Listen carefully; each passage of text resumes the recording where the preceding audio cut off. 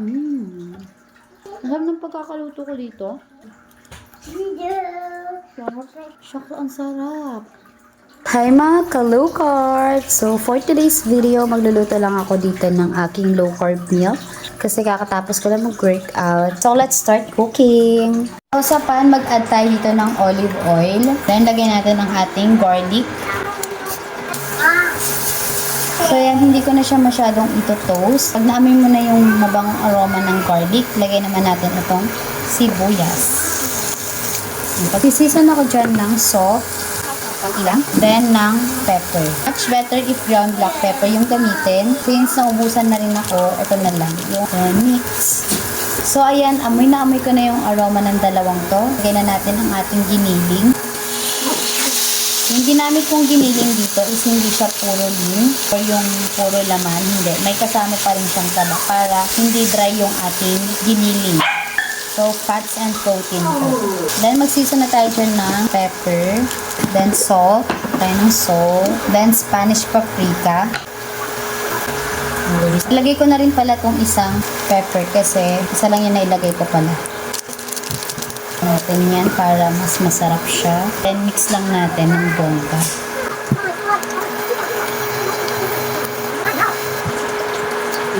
So, ayan, medyo na-absorb na ng ating giniling yung mga ingredients na nilagay natin. At medyo nabawasan na rin yung water niya. So, ilalagay na natin ang ating carrots para sabay-sabay na silang maluto. Next. Parang giniling pero walang sauce. I mean, walang tomato sauce. Ganon. Yan, yung carrots is in moderation pala yung pag-consume. So, kung nag-start pa lang kayo mag-low carb or may mga health conditions kayo, better to avoid the carrots na lang. So, palitan nyo na lang ng sayote. So, carrots and sayote yung ilalagay ko dito. Mix all together para mag-ano lahat ng mga pampalasa.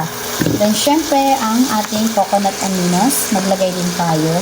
Alam niyo sa paglo-low carb kasi, minsan kailangan mo lang talaga maging creative sa mga kakainin mo para hindi ka mag-boring.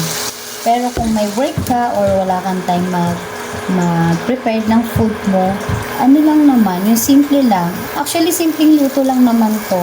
Hindi naman aabutin ng 30 minutes ang pag-prepare na to. Pwede mo na tong add ng egg or ng other fats or protein, ganyan. Kasi meron ka ng carbs yung nilagay kong carrots and sayote. So, ayan, takpan lang natin yan hanggang sa maluto. Then, tikman nyo na lang kung okay na sa panlasa nyo. Huwag na kayo mag-add dyan ng other seasonings na hindi pasok sa low carb.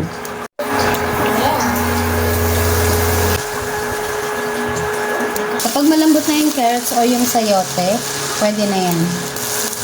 Tigas pa siya, so paanin pa natin. Tutuin pa natin. So, ayan. Hindi ko alam ano itatawag ko dito, pero ito na ang ating low carb meal. Sobrang dami niyan ha, in fairness. Siguro mga nasa 1/4 yung giniling na ginamit ko dito. Diba? Sobrang dami na. So, pwede yan 2 servings. For today or for tomorrow or kung gusto rin ng husband ko mamaya, ayan, papakain ko sa kanya. And syempre, meron din kami dito ang favorite namin, paksiw. So, ayun, oh, grabe. Para siyang botis.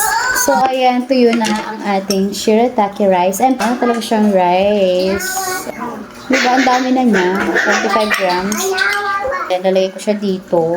So, ito na ang ating giniling. And then, ang ating rice. Let's eat! Sarap.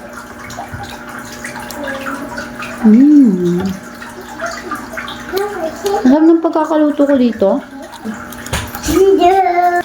Syok, ang sarap. Perfect. Gahal tayo ng aso.